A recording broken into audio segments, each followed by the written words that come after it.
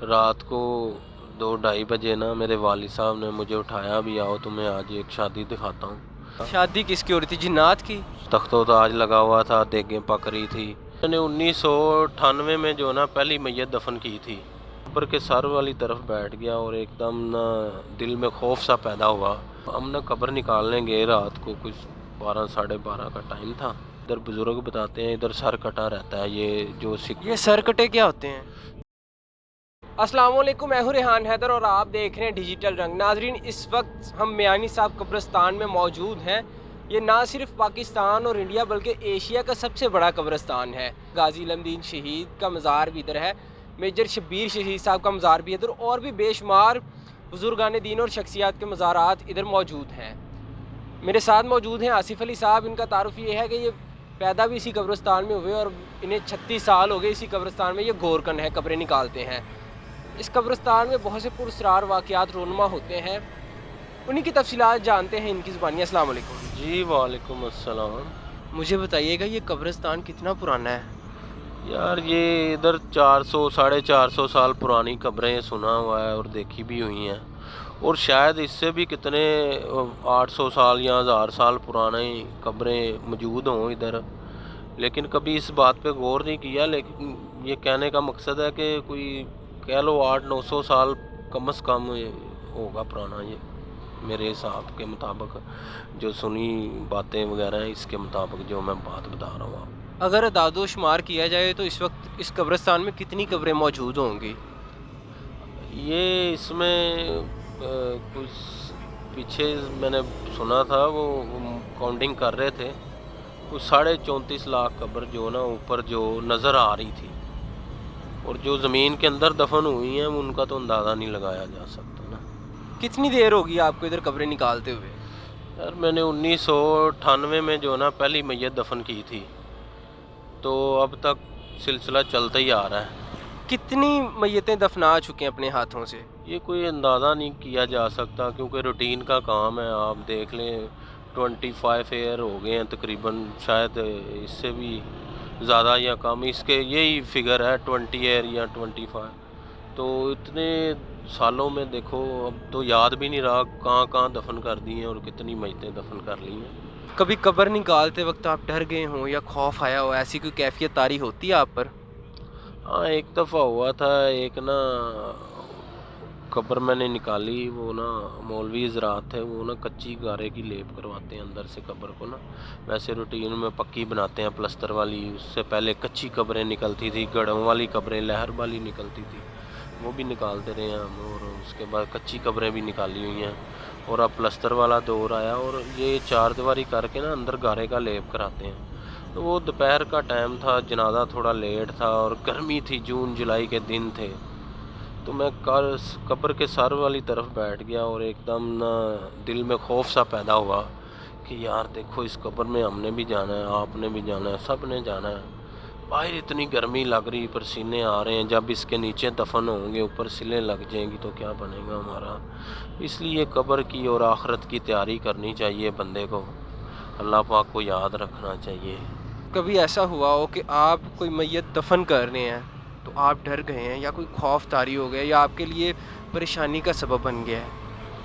نہیں ایسا کبھی نہیں ہوا، ایسا کوئی معاملہ ہوا نہیں ہے کہ میں ڈر گیا ہوں یا خوف طاری ہو گیا ہوں۔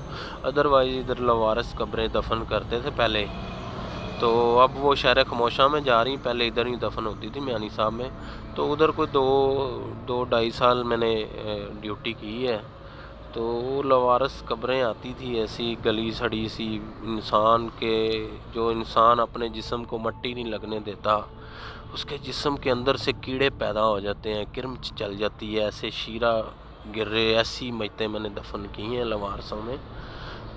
تو بہت یعنی کہ بدبو کا یہ سما انسان کی بدبو برداشت نہیں کر سکتا، 2-3 دن تو کھانا ہضم نہیں ہوا، الٹیاں آتی رہی ہیں مجھے۔ ایک لاش میں نے دفن کی تھی، ڈیڈ باڈی، وہ نہر میں ڈوب کر نہ فوت ہوا تھا بندہ، تو اس کی جب عیدی والے ڈیڈ باڈی لے کے آئے ہیں تو وہ جو ہے نا پلاسٹک میں پولی تھین میں انہوں نے پیک کی ہوئی تھی کفن وغیرہ ڈال کے، تو آپ اندازہ کریں اسمیل اتنی تھی کہ میں نے 3 دن کھانا نہیں کھایا، اس اسمیل سے میرے الٹیاں آ رہی تھی۔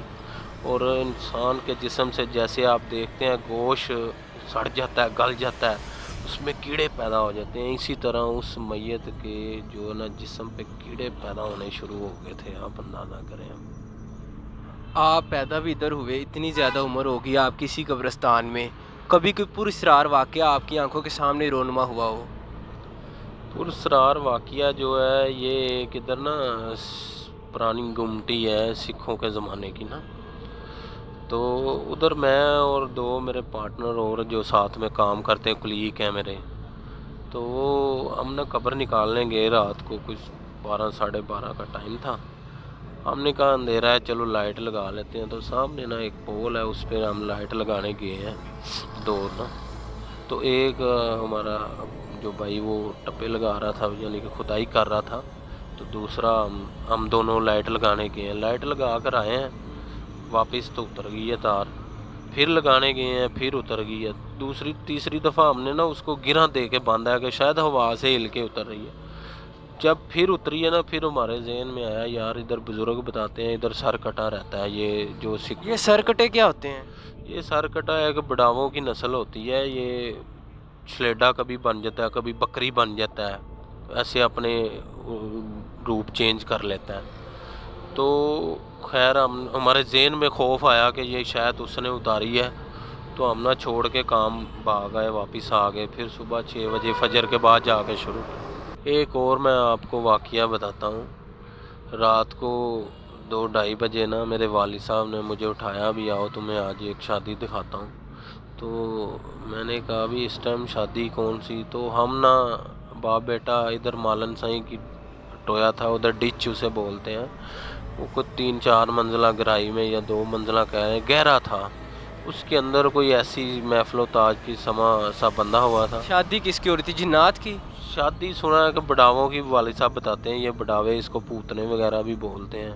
تو شادی جیسے عام انسانوں کی ہوتی ویسی وہ بھی کر رہے تھے؟ ہاں ویسے ہی وہ تخت و تاج کا سما تھا، تو دیگیں وغیرہ والد صاحب بتاتے رہتے تھے نا، بعد میں دیکھا تھا ہم نے، تخت و تاج لگا ہوا تھا، دیگیں پک رہی تھی، ایسا ماحول بنا ہوا تھا شادی والا۔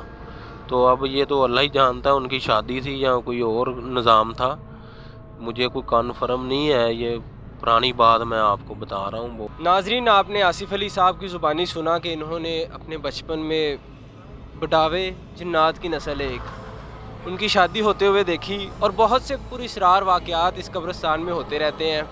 اسی کے ساتھ مجھے دیجیے گا اجازت، ملتے ہیں اگلی ویڈیو میں، تب تک کے لیے فی امان اللہ۔